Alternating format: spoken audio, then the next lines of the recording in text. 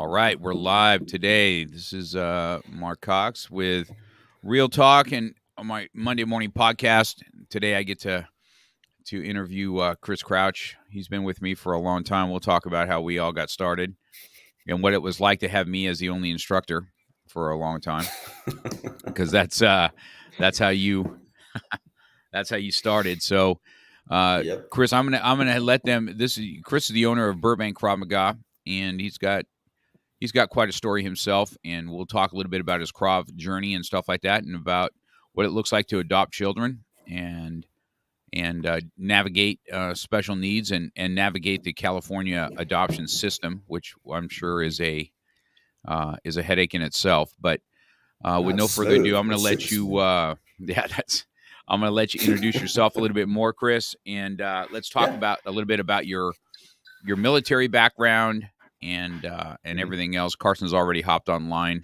so we got Georgia in the house Nice. already listening. What's up, So Carson? Cool. he's the nice one.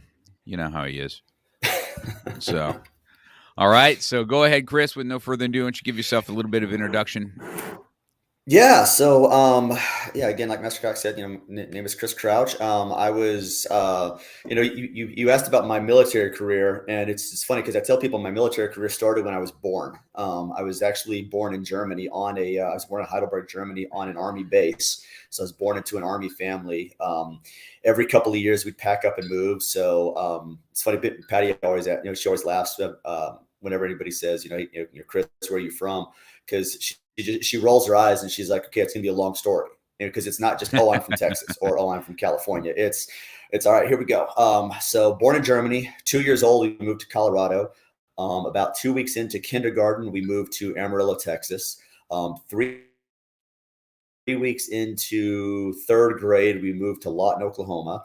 Let me see, got through third grade and fourth grade. Between fourth and fifth grade, we packed up and moved back to Germany. So then we were in Mannheim, Germany.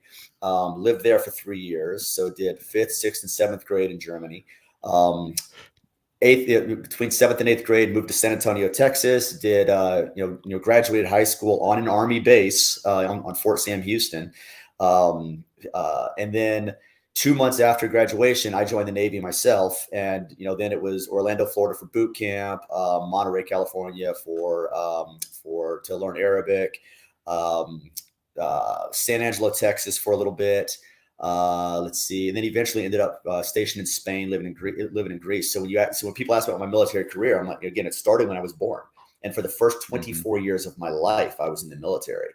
And when I got out, and it was a civilian for the first time, and like that was an eye-opening experience, because we always lived on base housing. If you were sick, you would just go down to the clinic on base. And then all of a sudden, I'm like, wait, you mean I have to get health insurance? What the crap is this? Like, and it was so weird, just suddenly being a civilian after Yeah. 24 years. So it was odd. It was odd, but yeah. So you were Yeah. the so So you and I you were in the military for how many years? good. How So I many served years? for 6 years. So I joined the Navy six.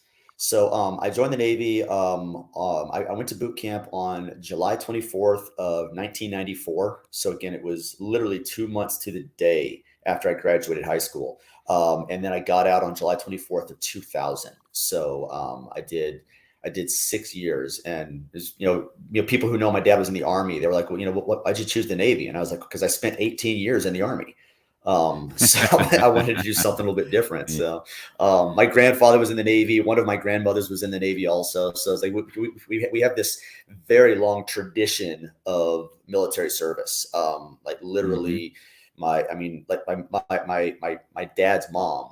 She served in the Navy, and she was actually a member of the Daughters of the Revolution, which means that she was able to track her lineage all the way back to the Revolutionary War. So I mean, my family has served since 1776, basically, in one way or another. My sister is married to an Army vet, and we've all, in fact, I've got, right over here, that's bumping stuff.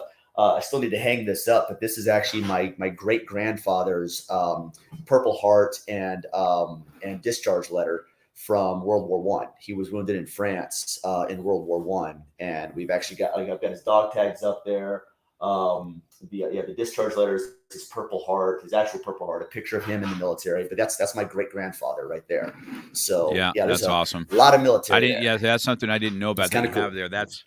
That's quite a bit of history to see from World War One when World War II, when men were a little bit different than what they are today. That's for sure. I can tell you that. Oh yeah. Well, Oh your yeah. military. People are not sure about your military experience, and they know it when it comes to the physical side of you because you run everybody ragged. Physical fitness is one of your fortes, and rucking. You give zero rucks about you know about strapping something to your back. I mean, when John Viverka was with you, you guys were out there doing that kind of stuff all the time. It's just part of who the military was. But what they don't know Yep. was what you did in the Yeah. military is kind of unique, right? I mean, how many languages do you speak? Yeah. How many languages do you speak? Now, two, English and bad English and bad English now. But no, when I was in the Navy, I actually I was an Arabic linguist.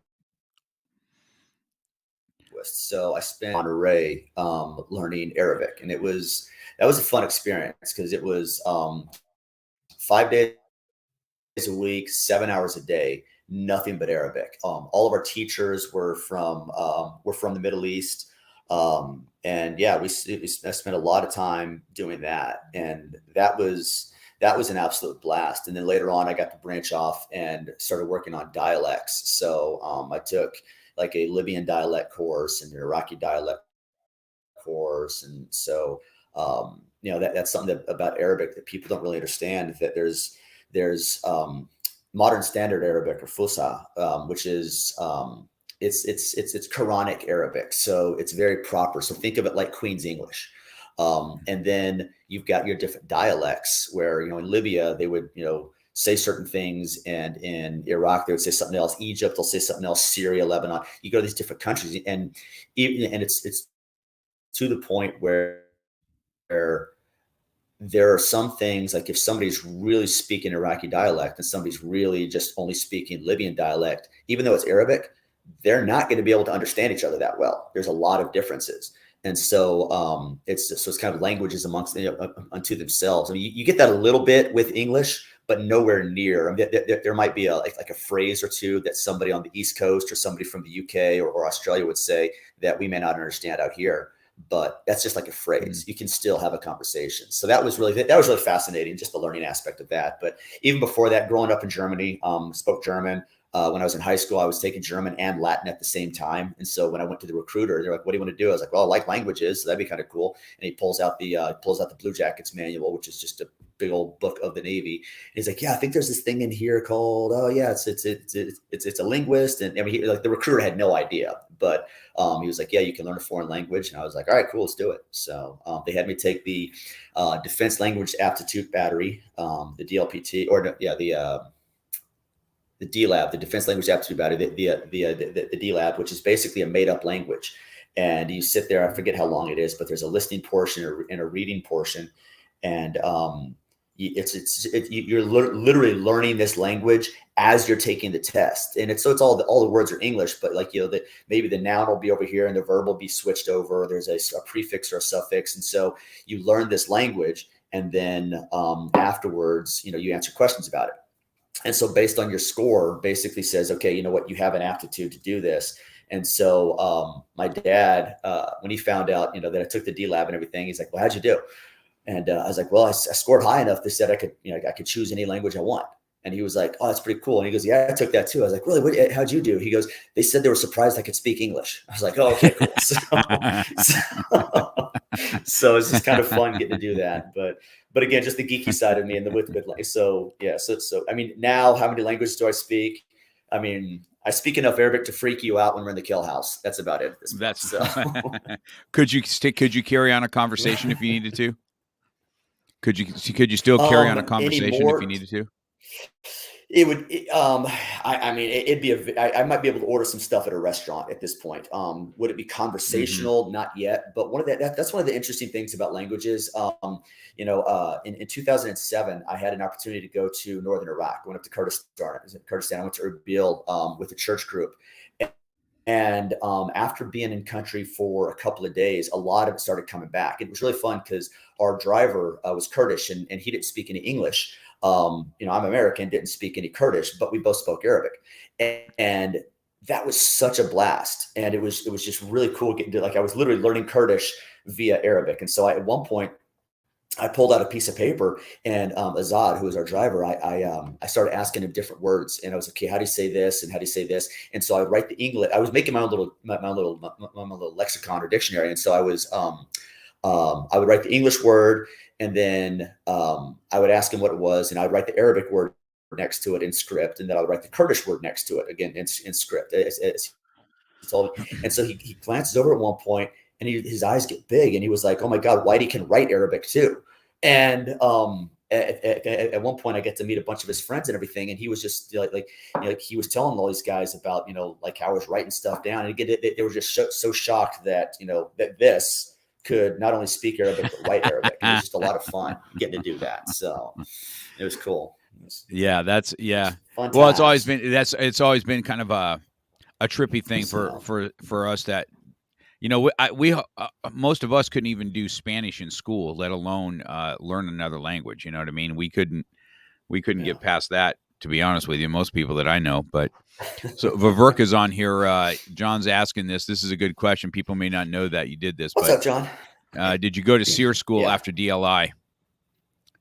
That's what John's asking. John said, "Did you go to SEER Not school?" directly after yeah, not directly after DLI. I did. Uh, I went to DLI, then I went to another school, a C school, for a little bit. Then I went to Air Crew in Pensacola, Florida, for 5 weeks, which was a blast. And then I went to SEER after that. So I did SEER up in Maine. So SEER, for people that don't know, is Survival, Evasion, Resistance, Escape. It's basically it's a prison camp school. So being Naval Air Crew. We do that so that if the plane goes down, first of all, how do you survive? So they had us out in the woods up there, and then afterwards, how do you evade if you're being chased? And then finally, how do you resist through interrogation? And then can you escape? And so there's a lot of that, and so that's stuff that I still, especially the escape portion. On our last AKMF summer camp, I was teaching, like zip ties and handcuffs and duct tape, that sort of thing. I still like do. I mean, and the funny thing is, I didn't really learn that stuff in serious school, but it piqued my interest enough that I continued, down that, picking locks and stuff like that, and it's just fun to do, or slipping latches, whatever it is that I need to, to get in and out. So it's just kind of goofy Yeah, I'm stuff. not But yeah, sure. so I'm not Sierra, sure Sierra was a the good time though. Yeah, I'm not sure the. I'm sure it's a fun time. Well, GI Jane made it through, so Oh yeah, yeah. And you know what? Listen, so Sear was exactly like that. Everything that movie was a documentary, basically. You guys don't know this, but yeah, it was total documentary. God. Oh my god. people are probably like, really? They don't really realize that satire. No, I'm like, that's called sarcasm. So, Yeah, so it's been that's definitely oh man. it's definitely always something that's I was always impressed with that being able to speak multiple languages. Ronnie does that too. I don't Ronnie uh he speaks fluent German. Yeah, And when it comes out of yeah. I his didn't realize mouth that too, though. like you're like, what the heck? You're from the islands, bro. Does he I'm really? like, yeah, and he speaks fluent. He speaks fluent German, because that's where that's where his parents were also. Ronnie was adopted too, so and Okay, his adopted father I did not is know that. I didn't know yes, that. and they were stationed in Germany, and that's where his mom, I believe, is from, and that's where he was raised, and that's how he knows fluid German. Okay. You know what I mean? And when he starts rattling it off, you're like, man, Oh you wow. don't look right to be speaking that. What are you doing? You're like, hey, man. You know what I mean? Yeah, from the yeah. islands, There's some of that. It's kind of mahalo, funny. mahalo. You know what I mean? So, Yeah. just just watch it. Just Yeah. watching different languages and stuff like that is something. So, and your father now, he was in the service. I've been with you for so Mhm. long. I mean, you came to me. Well, how did you find me? I mean, you've been with me for a very long time. I mean, I've got to watch you 14 years. uh, April 24th will be 14 years. Yeah. 14 years. So Um, how did you come yeah. to find the studio? How'd you get to going in Krav Maga? You there? Can you hear me? Um, so, so I actually,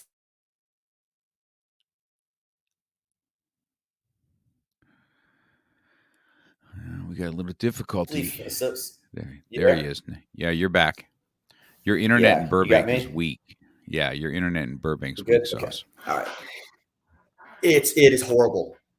It Okay. is it is horrible in our little area over here. Yeah, Mm, this is a known issue. So mm. yeah, so how we found you? So Patty, my wife, she and I, we got married on March 8th of 2008, and shortly after getting married, I don't remember why this thought went through my head, but I I kind of sat there and was like, as a husband, it is my job to, protect and provide. And this idea of protecting, I was like, okay, I feel like I can take care of myself, but now I've got somebody else to take care of also. And so I started looking around for just different self-defense. And and um I'll ask this. You want the quick story on how I Googled you, I found you, or do you want the real story about how I found out about Krav? No, I like to hear the real story. Let's see how you picked it. You know what I mean? Okay, here we go. Okay, here we go. All right, here we go. Here's how I picked up Krav. So Patty and I, we were married out here. We got married on Zuma Beach, but we're both from San Antonio. So in March, so we get married out here, and we went at the end of March. We went back to San Antonio for the big family reception. Patty is Hispanic. She has, I think, like 3,000 cousins and other relatives and stuff. And so there's this giant event, and we had a mariachi band there. So just big event. But that's also allergy season back in San Antonio, and I have horrible allergies against oak. And so we're back there, and I'm at my mom and dad's house. Oak trees all over the place, high pollen count. I am dying. I mean, I've got like Kleenex stuffed up my nose. I'm popping Benadryl and allergy medicines like they're Pez candy, and so I'm popping this stuff. And while I'm doing that, I was watching. I'm sitting in the bedroom and flipping channels. Ended up on VH1 for some reason, and it was that I don't know if you remember that show. It was like Celebrity Fit Camp or something like that. I forget, and I don't know why. But I hate reality TV, but I start watching this thing of a bunch of fat celebrities trying to lose weight. Okay, and so one of like the challenges or whatever was somebody coming on and teaching Krav Maga, and it was actually Moni. Oh, what's his name? The guy that does combat Krav Maga. I'm completely going blank. Not Moni Aziz. His first name is that. Anyways, Yeah. so he was the one that was on there.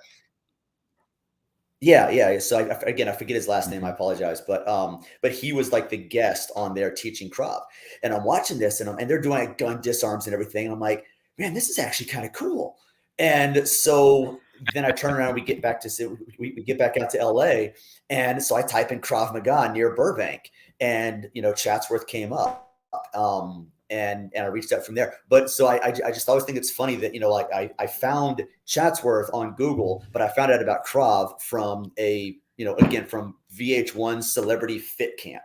So I'd never heard of it before then, and just I was like, this is really cool. So anyway, it's just kind of goofy story, but yeah. So I have no idea. This is one of those weird things. I have no idea how I didn't end up in Sherman Oaks, honestly, with Worldwide in Sherman Oaks, because being in Burbank, Sherman Oaks is obviously closer to Burbank than Chatsworth was. And somehow I ended up out in Chatsworth, shot you an email.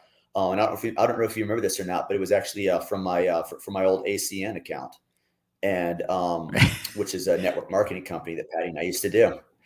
And Yeah. you called that same day, and you were like, "Hey, saw saw your contact. I saw you have an ACN account. Do you do ACN?" And I was like, "Yeah, my wife and I used to." He's like, "Hey, you know Larry Raskin?" I was like, "Yeah, I know Larry Raskin." He's like, "Yeah, I train him. I'm on his team." I was like, "No kidding." "Yeah, hey, do you know Mike Basudi?"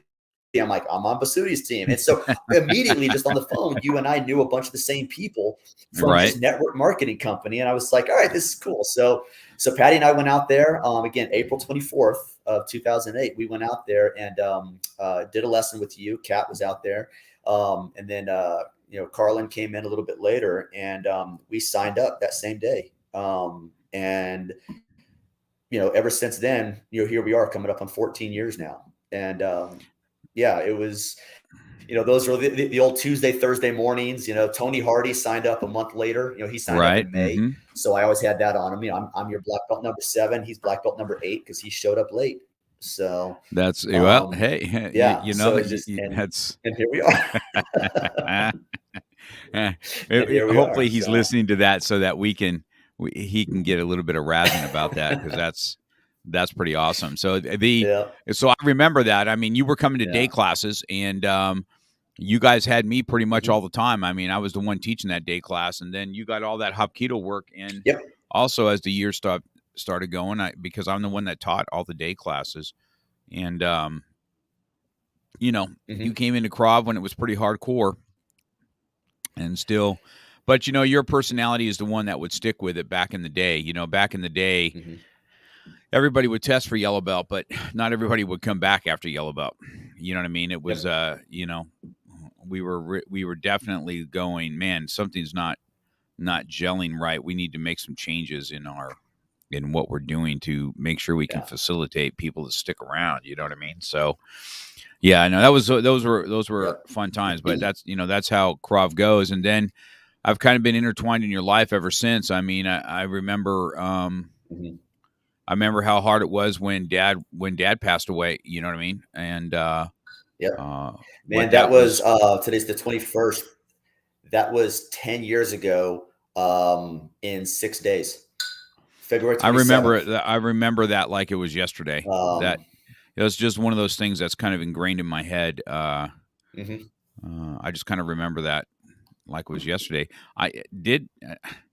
Didn't mom and dad come out at all for one of your tests or something to that effect? Did they not, or not? Did they not get to see it? They did, didn't they? Yeah. Okay. So my no. So yeah, like I said, we're coming up on 10 years now. Okay. So February 27th of 2012 is when my dad passed away, and he he had a bad heart.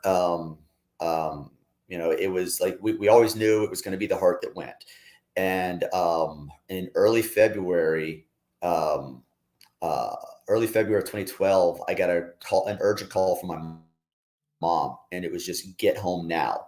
And I jumped on the plane, flew out there, and my dad was already at it was Brook Army Medical Center back in the day. I forget what they call it now, but he was there on Fort Sam, and they had him completely under, and it was just that his heart was about to go. And so I was out there for a couple of days, and then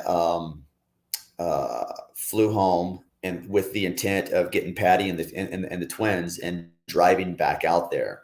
And so we did that, and we had just gotten into Texas, because again we were driving, so we were just east of El Paso, and I got a text from my little sister saying, Dad's gone. Like it was, and she texted because with where we were again 10 years ago, with cell. And so she sent me a text just to make sure I got the message that Dad was gone. And, so I sat there for a sec, and I sent out a message. I sent a message to, it was, to you, Fred Hogue, Tony, some of my Hmm. guys, and just said, hey, you know what, at this time on this day, um, you know, uh, Bill Crouch, passed away. My dad's gone. And, I got a couple text messages from some other people, and I don't know how, but my phone actually rang, and it was you. And you were the one that called up, and you were the first person. You were the first person I talked to. Again, everything else was text. I was getting messages from, from my family and everything, just making sure. But somehow in that little dead space, there was a signal somewhere on I-10, and it was you, and just calling up and just saying, hey, how you doing? And that was really cool. And then it was April that we had pretest number one for my first degree black belt. I was a brown belt at the time, and it was April that we had pretest number one. And I remember halfway through that test, we were doing the cauldron. And this is when you had just thrown combos 1 to 15 on us, because we always only had 1 to 4. We had the boss route 1 to 4. And then a month before we start testing, you're like, hey, guys, instead of 4, we're going to have 15 combinations. And so we're doing this cauldron, and we're all still trying to learn the combos. And Tony Hardy was my partner, and because he and I did every test together. And, I'm just going to town. And as I'm thinking about this, I'm like, I'm hitting those pads, and I'm like, man, I was like, this is so cool. Black belt, finally going to get to do this. And it's been 4 years I've been doing this, and just really excited about it. And then in my head, as I'm hitting, I'm like, Dad's not going to get to see me get my black belt. Yeah. And I started getting choked up, and I'm still hitting, and I start speeding things up, and I'm hitting faster, and Tony's trying to keep up with me, and I'm just wailing away. And at one point he goes, dude, slow down. You're going to get gassed. And I looked at him. I said, bro, I either hit fast to destroy something, or I'm going to freaking lose it right now. And he knew exactly what I was talking about, because, it hadn't even been 2 months yet. And he looks at me, he goes, I'll never forget this. He just looks at me, he smiles, and he goes, bro, you hit as hard as you need to hit. And I was like, all right, cool. And I tore through that thing, knowing that if I slowed down, I was going to freaking lose it, thinking about my dad. But Mom did make it to my first degree. So she did come out in June of 2012. But yeah, Dad wasn't there. But yeah, so my mom came out for that one. Actually, John Vaverka, yellow. I don't even remember if he had his yellow belt yet. But John was out there, for my first degree. I've got a picture of that one, of him and some other guys. Actually, we jokingly call it the Burbank Krav babysitting fail, because both of the twins are sitting there in little camo tutus, and they're like just screaming about something. You see John sitting there with his big eyes as these two little babies are like screaming, and he's like holding up a ball trying to get one of them to stop crying. And so, but yeah, he was only in for about 2 weeks at that time, which is crazy. So he just posted that. Yeah. But yeah, so John was at my first degree. My mom was at my first degree. The twins were at my first degree, so yeah, it was, but yeah, so we, lost Dad again. Like I said, we're coming up on 10 years now. 6 days will be 10 years. Yeah. Yeah. I remember it. Like it was yesterday. And that was definitely Vaverka terrified. That's just not in his vocabulary, I don't think. Funny.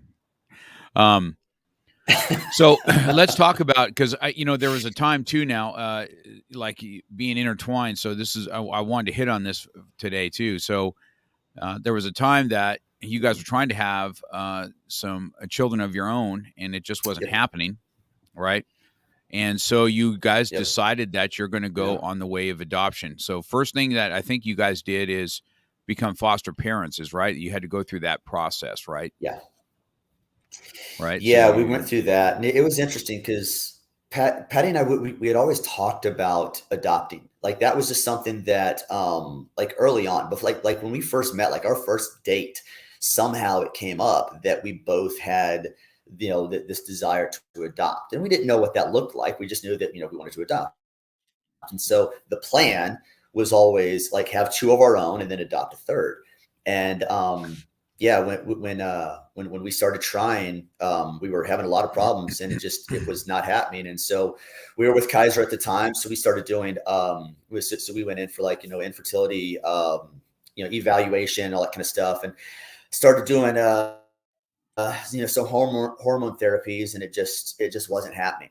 And that was rough because, you've got this plan, you've got this idea, you get this idea of what's supposed to happen. And as Patti puts it, she's like, no little girl grows up going, wow, I can't wait to grow up, find the man of my life, get married, and then, have a doctor try to get us pregnant. That's not the plan. And Yeah. so let's just be honest, but so we were like, okay, what, it got to a point where we're like, okay, what, this isn't going to happen. Let's start looking at adopting. And at the time, we were going to Cornerstone out in Simi Valley, Francis Chan's old church. Todd Neiswanger, I think he might still be there, but Todd was the pastor that married us. And Cornerstone, again, at the time at least, had a huge foster community. And so that's how we were introduced to fostering. And so as we started looking into adoption, everything, we're like, what, let's look at fostering. And so, yeah, we became foster parents through LA County. And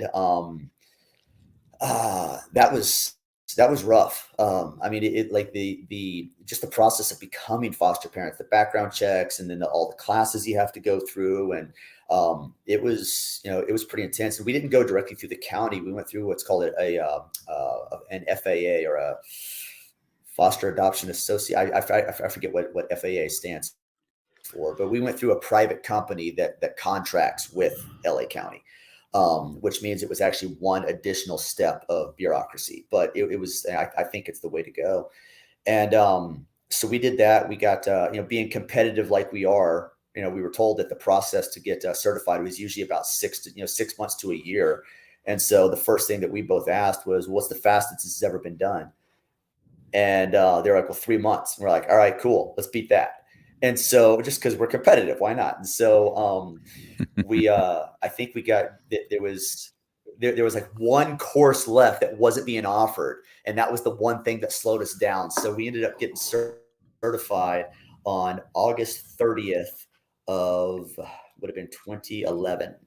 Yeah, August 30th of 2011 was when we got certified. And on September 1st, so 2 days later, we got a call saying, hey, there's a little girl. She's 18 months old. She's about to be adoptable. The judge is about to what's called TPR, terminate parental rights. Right. Which means that all the process was done and now she just needs to be adopted. And we're like, right on, let's, and they're like, or we've got these 9-month-old African-American twin girls. And Patti and I, we had always, like, we had said the only way we do a sibling set was if they were twins. And here they are saying, hey, twins. And Patti had always wanted twins. And, anyways, and when we were doing all the infertility treatment, we were like, okay, that's going to up our odds for having twins. So, Schmidt. Can you go ahead and just post that so we can see why I'm laughing? Yeah, Mark Schmidt's got Thank you, Schmidt. He looks like your twin. Schmidt, I know, bro. I miss you so much that I decided to get my Schmidt cut just so I could look in the mirror and still remember you. So, thanks for interrupting my train of thought, Schmidt. Love you, buddy. Yeah. So again, we get this call saying that they're 9-month-old African-American twin girls, and they had just been brought into the foster care system, like literally the day prior. So we were good. So this was going to be the beginning. And we were like, you know what, let's do it. So it's September 1st of 2011. And, funny story about that one. This one was a trip. My mom was on the plane to fly out here and visit. She had no idea. Like, we had no idea. Like, nobody knew that we were going to be getting, girls kids that day. And so I go and I pick up Patti and we drive over to Burbank to pick up my mom. And she gets in the car, big hugs and everything, good to see you. We're just going to have a fun little weekend with mom out here. And I said, hey, before we go home, we have to make a quick stop. And she goes, okay, what do we do? What do we got to do? I said, well, we got to go pick up your granddaughters. And like, she just stops for a second. Her eyes get real big. She's like, what? And I'm like, yeah, we just got a call 2 hours go. You were on the plane. I said, I've already talked, I've already talked to dad. Cause again, this is before my dad passed away. I said, I've already talked to dad. He knows what's going on. And, and yeah, we're going. And so we drove down to DCFS and, went walking in and, sure enough, it was, here you go. And they handed us the twins and, a whole bunch of other stuff. And, going from not having a kid, not having anything. I mean, we had, a nursery ready for a singleton. We had one car seat and we had one this and one that. And then all of a sudden it was like, all right, well now, here, twin-month-old girls and here we go. So that was a scramble to get everything, mom went on a shopping spree, with dad's permission. He called her up and said, get them whatever they need, which was a huge blessing. So that got us into the fostering process and and then we go from there. So yes, so I remember that what that was like for you guys when you first came. Now, and then all of a sudden going from nobody to two kids, and they were how old at the time? How old were they at the time? They were 9 months at the time. Yeah. So 9 months old. They were 9 months old at the time. Yeah, that's I have a picture that still pops up every now and then with you holding Lexi when the first time we took into the studio. Yeah, I know. I've seen that picture pop up too. I picture of Lexi and remember Papa Mark. So yeah, I remember it. I remember it well. And when you guys because that wasn't adoption right away, right? This was foster care first, right? Before adoption or not? How did that work? What's that? Was it adoption right away, or was it foster care first? No, it was foster care for 1,042 days. No, 1,024 days is how long they were in the foster care system. So we don't go into too much details about it because it's the girl's story, Right. not ours. Mm-hmm. But their mom was special needs herself, and she was with an organization that was trying to help her out, but it wasn't working out. But because mom was special needs, she was given a lot of extra leeway, which we understand. That the goal of foster care is not necessarily to take kids away from their parents. It's to put the kids in the best place, and actually for a lot of people, the goal is to reunify these families and, make it stronger, because sometimes it's just, mom or dad,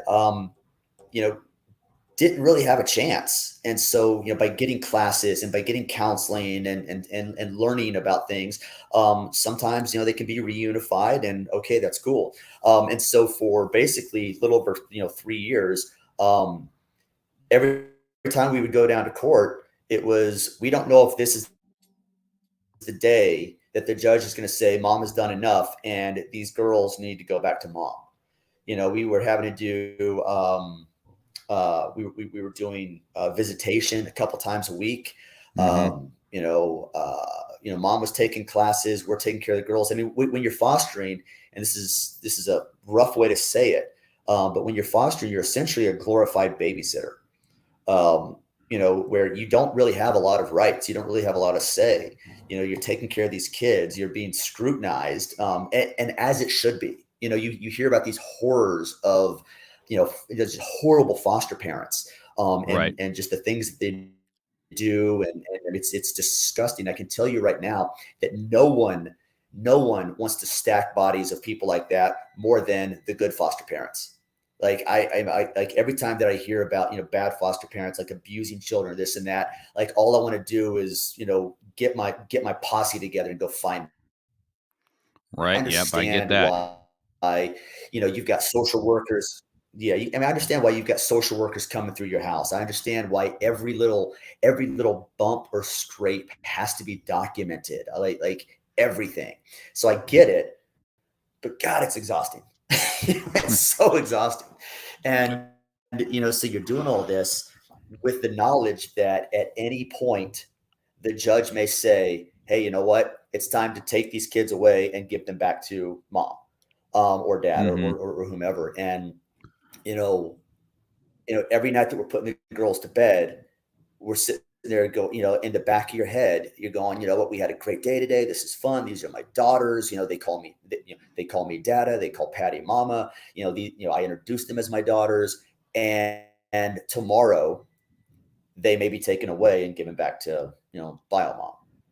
And man, you want to that's talk a about the amount of stress that causes. mhm. Um, and even if it's subconscious, it's just it's like I'm very very careful about the term PTSD or PTS, just because of the vets in my life and some of the things that these guys have done. But talking with counselors, they'll straight up tell you like no, what it was basically 3 years of all of that cortisol running through your brain, thinking that what, at any moment a social worker could show up and reunify the family, meaning that you're going to lose your kids. And like there's a lot of PTS that goes on with that. And again, I'm very careful about using that word or about using that phrase, but that shit's stressful. It Yeah, really yeah, is. I So remember, like, yeah. until you knew, that, hey, this is coming down the pike. Mhm. Because I remember, parts Yeah. of it where, there was times that they get to see mom and stuff like that. So, um, you know, let's talk about the uh what it's like to adopt an African American, right? Because Mhm. when you brought them down here, it's not like uh, what was the what's some of the funny stories that you get having the kids when you have the kids? Oh That's the man. Yeah, those are fun. I remember one time I was up walking the girls. That I had them in a stroller, and we're walking along, and there was a little kid across the street, and just from like across the street, he just yells. He's like, "Hey, hey, whose babies are those?" And I was like, "Well," and I look at him, and I was like, "They're mine," you know. And this kid just looks at me all weird and everything, and I was like, okay, here we go. And it's one of the fun things about kids. They'll just say stuff, they don't even care. We were at the hospital one time. We were in the emergency room because I think it was Lex. She had a really high fever. We had to take her down there, and we were over here in Pasadena. And I had a long talk with Tony about this, with Tony Hardy about this one afterwards, because I was like, I I felt really uncomfortable down there. Like the looks that we were getting, um, and we're getting a lot of like hateful looks. Um, and at one point, this guy comes walking over to me. He's a Hispanic guy, and he comes walking over to. Oh boy, did we lose Chris? There, you're back. I'm back. Okay, cool. Yeah. And he's like, "Hey, is that your kid?" And I look at this guy, and I'm like, "Yeah, it is." And he's like, "Well, that's weird because you look like this, and she looks like that." And he literally said that, and I'm just like, I was like, "Are you kidding me?" And I just look at him. I'm like, "Wow, man, nothing gets past you, does it?" And I mean, to the point where I was like, I'm about to hand my kid to Patty. I'm about to hand Lexi to Patty so I can kick this guy's ass. I'm like, "Are we about to go down? This is this." I'm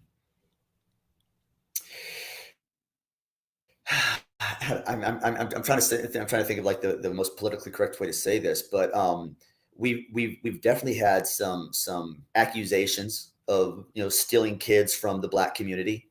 White savior. I'm like, we're just foster parents. Like, we got the call, and we adopted these little Right. girls, and these are my daughters now. And it's so we've definitely. I mean, I will say this though, I've had we've gotten more love than hate. I will say that much. I remember one time, man, we were at the LA Zoo, and this one we had Jackson also. We could talk about him in a minute, but Right. we're at the zoo, and I'm like, I'm walking with the twins, and I think Patty had Jackson, and there was an elderly black lady sitting off to the side, just on a bench, and she looks over at us, and I look at her, and she just gives me this giant smile, and I smile back at her, and she just looks at me. She goes, "Bless you for taking care of those little kids." And like all I wanted to do was just run over, just give her a big hug. I was like, "This is so Right. cool," you know. And it was just one of those things where she recognized that, um, well, honestly, she recognized the game that the girls and I used to play. That we used to play. We used to play a game called "What's Different, What's the Same." And so we would go through, we would talk about the things that are different. So it's like, okay, and this is when they were like 3-4 years old. We still kind of play around every now and then, but it's like, what's different? Well, our hair is different. Our skin color is different. Dad has blue eyes, Lexine's Andy Jackson have brown eyes. And we play these games, and then we would go, okay, cool. What's the same? And they're like, well, we all have 2 hands and 10 fingers and, eyes and ears and nose. And we would talk about, how we have so much more in common.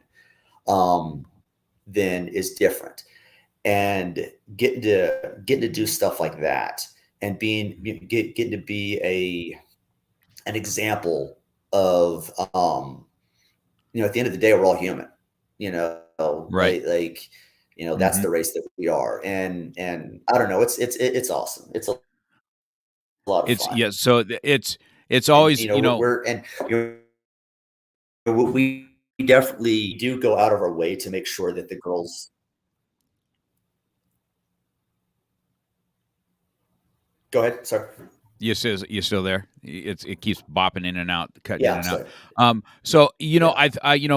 we've seen that since the time, because I'm sure that they've had their share of the same thing in school, and just how it is, just I don't know, just in today's world, how to show it love, it still has to go through the scrutiny of it. You know what I mean? And then Mhm. I think the funniest one is when you told me what you'd said. The biggest difference is how to do their hair. Right? There's definitely uh, Dude, that dude. that is huge learning curve. Like Patty is amazing. Like, so I mean, Patty's Hispanic. She's got like straight hair, like no curls, no nothing. And then and the girls, actually all 3 of the kids, the girls and Jackson, have what's referred to as 4C hair, which is like, it is like the tightest, kinkiest curls. And like when we like get their hair wet, we're washing it, it gets brushed out and everything. Like their hair comes down to like past their chin. And then but then when it dries, it's like just super, super tight. And so, man, I mean, that was when Tony and Mel used to come over just so Mel could like What is teach it? Patty how to do hair. Like Patty has books about doing black hair, videos. I mean, we've literally, I kid you not, man, we have been stopped by strangers on the street going, "Oh my gosh, those kids are so pretty. Can I please help you with their hair? Because holy crap, that's horrible," And so we but now, man, Patty's a freaking rock star, man. She'll That's do like, she'll do like cornrows and like twists and this and that. So like Sundays, Saturdays and Sundays, those are hair days. And I mean, that's like a 5-6 hour process. So the kids are right. That's playing a yeah. lot of That's I bingo, think that that's they're that watching a whole to bunch of me. movies, like, That's and in one of the the funniest meantime, things yeah, that'll about it. usually be the same day that I'll I think that's one of the funniest Oh, the funniest dude. stories you Well, told I me mean, about it. even now, like on Saturday or Sunday, I'll go in and like I'll take a shower and clean up, dad, Yeah, Yeah. that's I think that's one of the funniest ones. So No, it's so crazy, you yeah. had the sisters, and then all of a sudden Jackson comes into play. They have a brother. And so let's Yep. talk about how he came Yeah. into your So, life. What happened with that? What that looked like? yeah, so we adopted the girls. We finalized their adoption. Yeah, so they came in on, like I said, they came to us on September 1st of 2011. And then we finalized their adoption on June 27th of 2014. So that's the day that we adopted them. So then on August 6th of 2014, DCFS saying, "Hey, mom just had another one." And they're like, based on everything else, the hospital is not going to let her take him home. He was in the ICU at the time. There was an emergency C-section for failure to thrive, and so they were like, basically, mom had another. You've got the twins. Do you want another one? And so we were like, yeah, let's do this. And so on August 27th, so 2 months to the day, Jackson was 3 weeks old, and he came home to us. And real early on, I'm talking like the next day, as we started like figuring some stuff out, we realized that there was something that was very, very wrong. And I mean, he was tiny. He was like, I think he was like 4.5 pounds or something like that. Like he barely fit in the Right. car seat. And you remember like how skinny he was, and his eyes were real Right. big and everything. And as the girls like to put it, as the twins like to say, he looked like an alien goldfish. That's what they so they still say that about him. So, I don't know. I don't know what that means, but an alien goldfish, okay. But it turns out that Jax was diagnosed with fetal alcohol spectrum disorder, meaning that mom was drinking alcohol while pregnant with him. And that causes a lot of health issues, a lot of developmental issues. He has microcephaly, which means that his head is smaller. His brain is, his brain is not as developed. He's just got a whole, he had a heart issue. There's just a lot of stuff that was wrong and messed up because of alcohol. And so now, fast forward a little bit, Jackson's now 7. He, developmentally, he's probably about 3 or 4.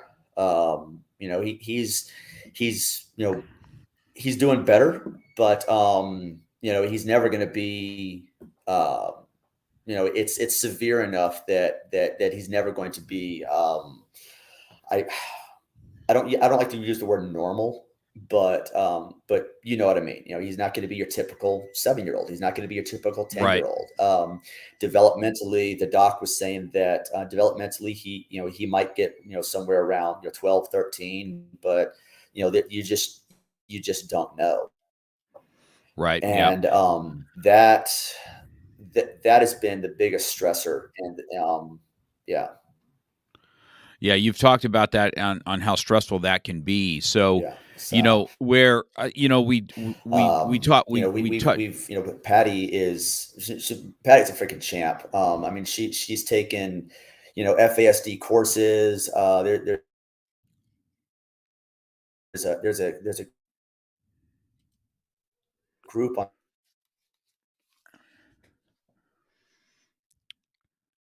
Facebook that she's taken this point. And just having to but there are just times when we kind of have to explain to people kind of what's going on. Yeah. So Well, that's that's definitely and that's the reason I wanted to hit. I wanted to hit a little bit on the race thing that it's something that you guys have been open with, and what's the same, what's different, all the stuff that you guys came up with, which is really awesome. And the race has been one thing, but that's not as hard as what the learning disorder is. And that's what I think what I wanted to talk about is what you have to go through, not only for the LA, because I had kids with this. What's that? You there? You still with me, Chris? Yeah. Mark, you back? We were breaking up a little bit. Yeah, I'm here. Can you hear me, sir? Can you hear me or no, Chris? Chris? I hate that. You were breaking up a little bit. I was losing you. Okay, so I'm okay here now? Okay. Yeah. Okay, so I wanted to talk a little bit about the race, on what it's like to to adopt a different race, because I knew that you've had some comments and you've had some looks, and that goes both ways. But really, the real struggle it has nothing to do with race. It has to do with learning disorders. Mm-hmm. Race really didn't mm-hmm. That was the least of what you guys have gone through now, when you have kids with special needs that you're trying to get through an LA system that are not that's stacked against you has nothing to do with color. It has all to do with the bureaucracy of just nothing but bullshit Yeah. that you have to go through, and Yeah. what that looks like. Um, and that's probably more your bigger struggle is how to deal with Yeah.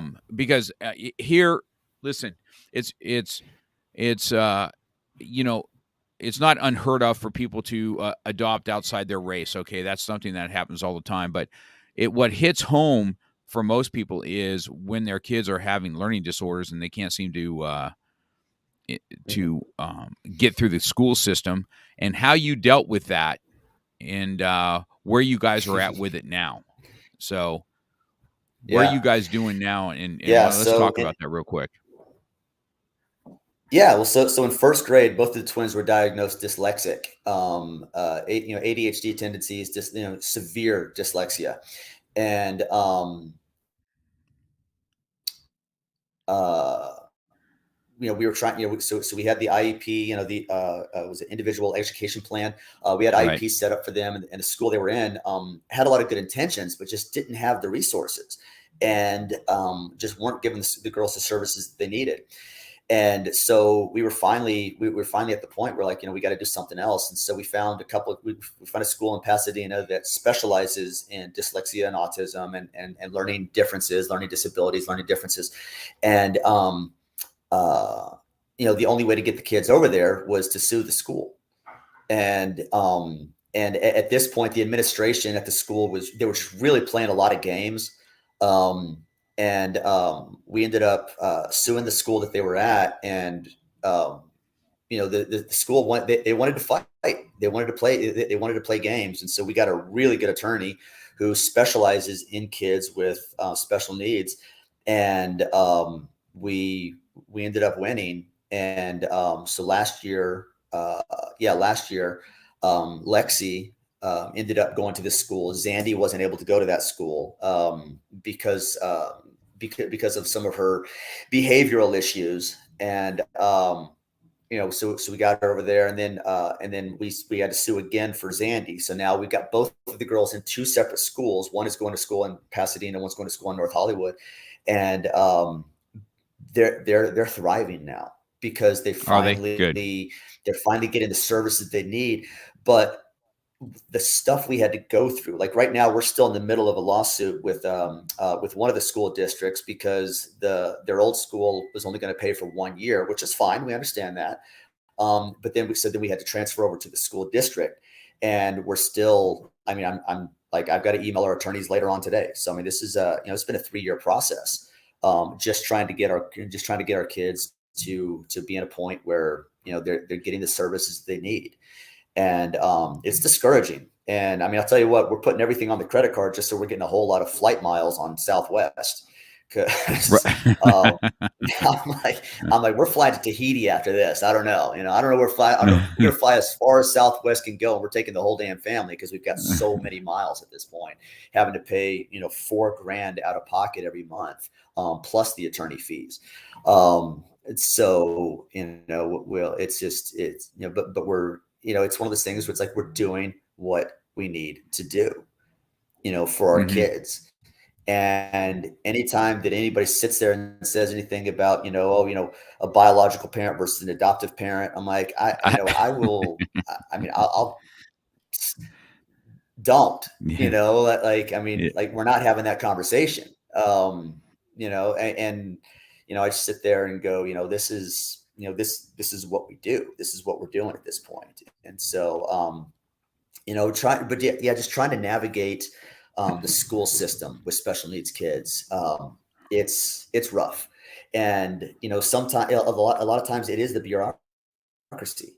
You know, and other times, honestly, it's ego. That was what we ran into at the girls' school. It was, no, we can do it. It's like, no, you can't. No, these are all services that we can provide. No, you don't have people that are specialized in this, or you don't have enough people that are specialized in this, or I mean, like one of Zandy's teachers, in gosh, I think it was right before the lockdown. So that was 2020. So she would have been in third grade.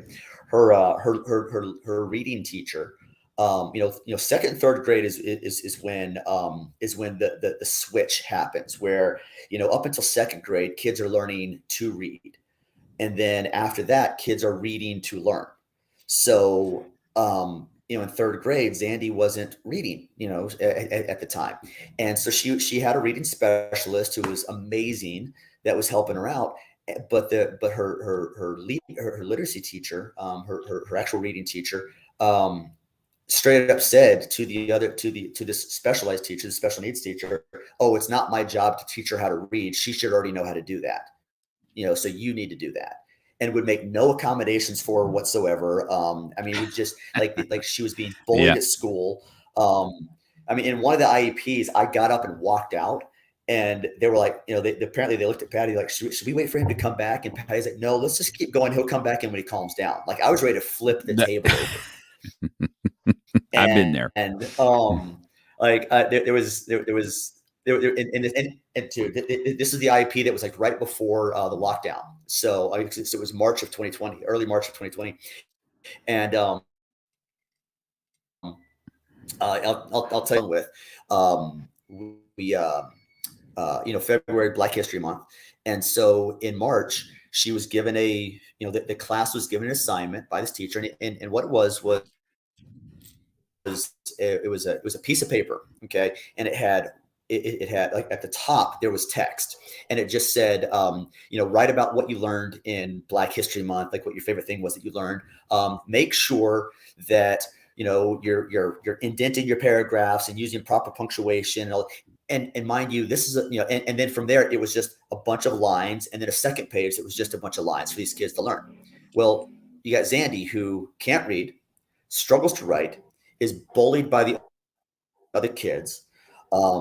She's been called stupid. She's been ignored by the teacher, like all this kind of stuff. And so the teacher gives this to her, and Zandy's thing is to just get up and leave. So she got up and just ran out of the room, that she would avoid that shame. And so we get, so the teacher emails this paper home and said, "This is what Zandy was supposed to do today. She didn't do it. Please make sure she does it at home." And I was like, and so I look at it, and I was just like, mother, I was pissed. And so Zandy gets home, and I was like, "Hey, baby, we got to talk real quick." And so I was like, "Let's go into Dad's office." And so we're sitting in my office, and we're sitting on the couch in my office. And I was like, "Hey, Miss Cooper sent this email home today, and she sent this paper home." And she looks at it, and it's like her eyes get real big, and she starts to cry, and she grabs a pillow, and she puts a pillow over her head to like hide, again, it's shame. And I was like, "No, baby," I said, "Listen, put the pillow down." I was like, "I need you to see this real quick." And I'm holding it up. I said, "This is what was sent home." I said, I want you to see what Dad thinks of this assignment." And she looks at it, and I grab it and I rip it in half. And I go, "This is bullshit." And her eyes get real big, and she's like, "What?" I'm like, "What is this?" And she goes, "It's not a good assignment." I was like, "No, that's not what I said. What is this?" And she goes, "It's my third grader." Okay. She goes, "It's bullshit." I'm like, "Exactly. It's bullshit." And I rip it up again. And I set it down, and I grab my phone, and I hit record on my phone. And I said, "Hey, baby, tell me what you learned about Black History Month." That little girl talked for 10 minutes straight about everything that she learned from like the watching videos and talking about this. And she was talking about Martin Luther dreams. Martin Luther King, I have a dream speech. And she was talking, she talked for 10 minutes straight about things that she learned. And man, I got to tell you right there, I hope I'm not losing you. I got to tell you No, I'm here. right there. Okay, good. Because this is one of those things that, I don't know how many people are watching this, or like when you're dealing with other kids or even other people. One of the biggest things for me that I learned from that thing right there was, especially when dealing with kids with special needs, like dyslexia and stuff like that. I don't care how you get the information to your brain and how you transfer that information. I care that it's getting in there. And the way that I look at it, and something that Patti and I talk about, Patti and I are both avid readers. The girls are avid readers also, but the girls do all their reading with their ears. Those little girls, that they are always listening to Audible. Like we cannot, like I run out of credits on Audible every month because of all the books that they're listening to. And so when people sit there and go, oh, well, you're not really reading a book, you're listening to the book. Bullshit. You're reading the book. You're just reading with your ears, not with your eyes. You wouldn't tell Right. a blind person they're not reading because they're using their fingers. So to tell a Correct. dyslexic person they're not reading because they're using their ears and not their eyes. Writing, yes, it's the common way that we do things. Reading, it's a common way. It was the way that we would transfer information before we had things like videos and audio and stuff like that. And so, like that's been one of the biggest switches for me and Patti. Just like just recognizing that our kids learn differently, but man, they are smart as hell. So, when they're working on a new script or something like that, because they've been on a couple TV shows and commercials. So when they're working on a new script, we'll read the script. Patti and I will read the script, and we have an app on their phones that we can read the script, and then they'll go and just put their earbuds in and listen to the script over and over again. And then when it's time to do their self tape or do whatever, they know all their lines. They weren't reading this, they weren't reading it themselves, but we adapted for that and we made that happen. Right. And so it's been, I get a little heated about stuff like that. So yeah, I think that I think that I don't know if you know this, but my nephew Cody that passed. He was dyslexic.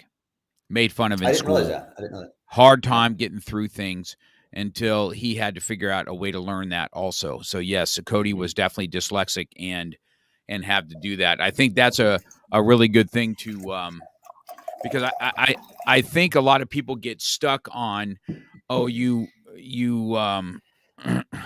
adopted African Americans, and every time I hear it, it's like you have no idea what the struggle is. Not that he has African American children. It is how to teach these kids how to special needs, and our heart for special needs anyway, right?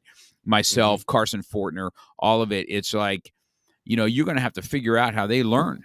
You know what I mean? Yep. And then and I think that's the beauty of martial arts. On top of it, it's always kind of an equalizer. At some point, somehow, somewhere, it's going to help them both with their confidence and everything else. So I think that's a good thing that to end on there, to listen on how the girls are listening, and I think you're right as far as I'm concerned. That is a form of reading as far as that goes. You know what I mean? We weren't allowed to do it on 75 hard, unfortunately.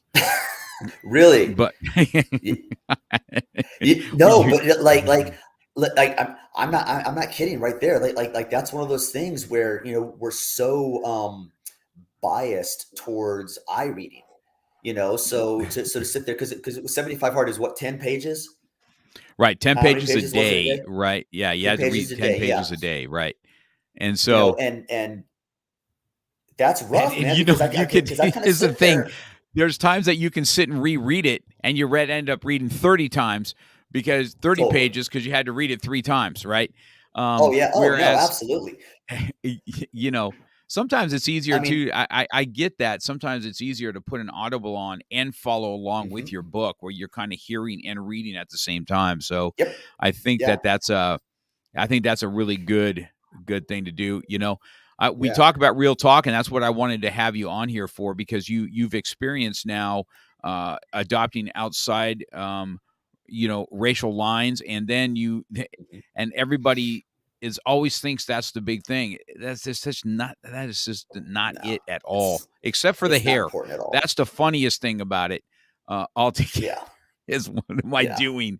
And that's I say, well, you don't have any hair, so you're like SOL. You are out of luck. And I got nothing. Yeah.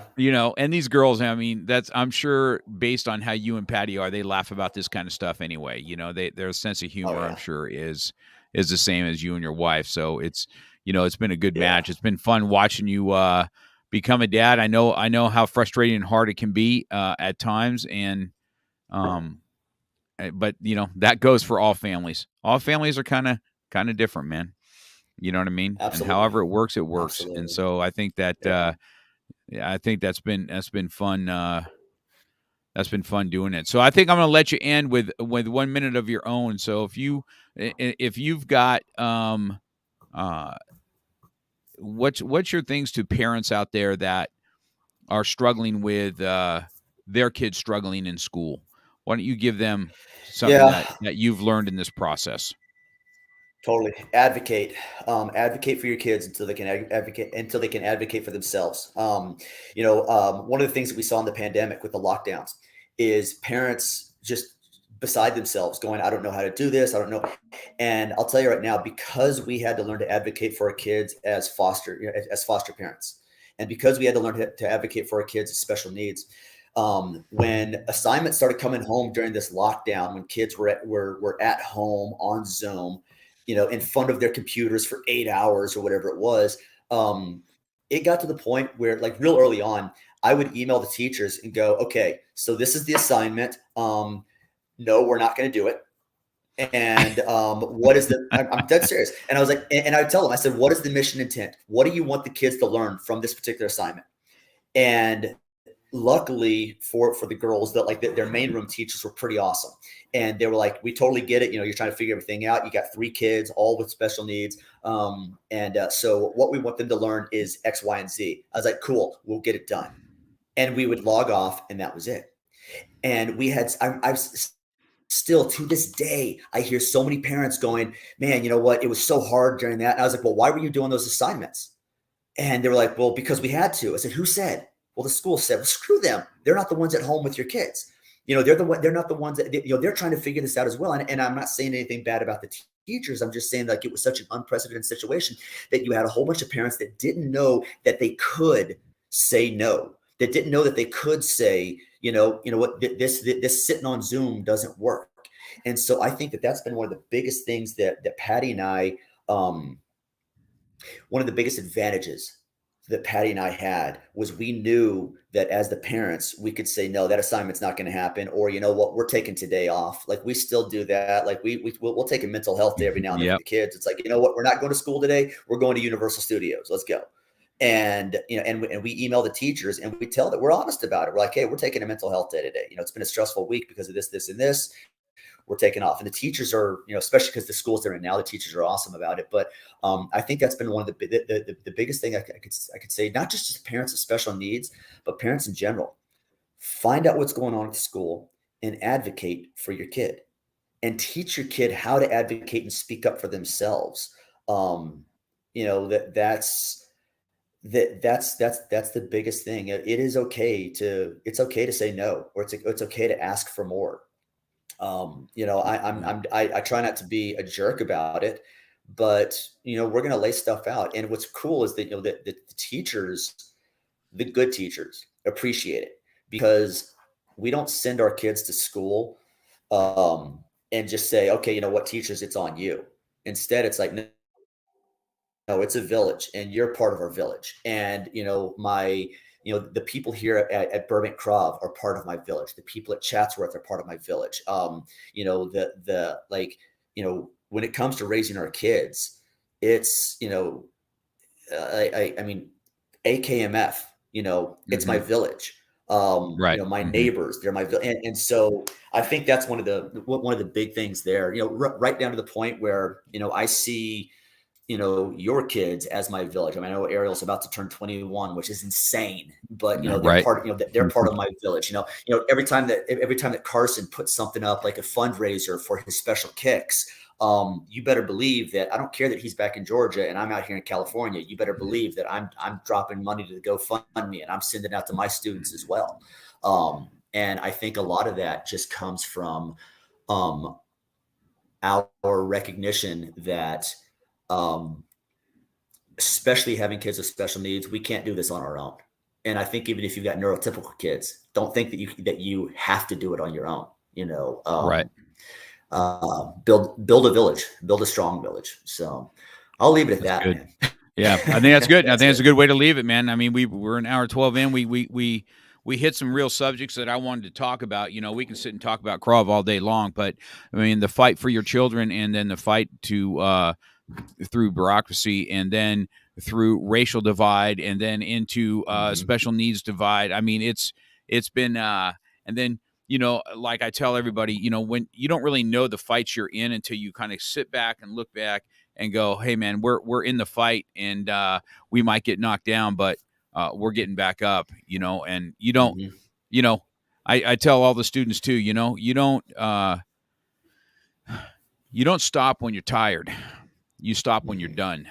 You know what I mean? Yep. So I think that's a good way to end. So great job for you and Patti. It was good chatting with you for this hour. I'll have this Absolutely. up Thanks, on sir. audio and you can share it out. Okay. All Sounds right, good. man. Thanks, sir. All right. Have a We'll good see you. one. Have a good day, man. All Bye. right.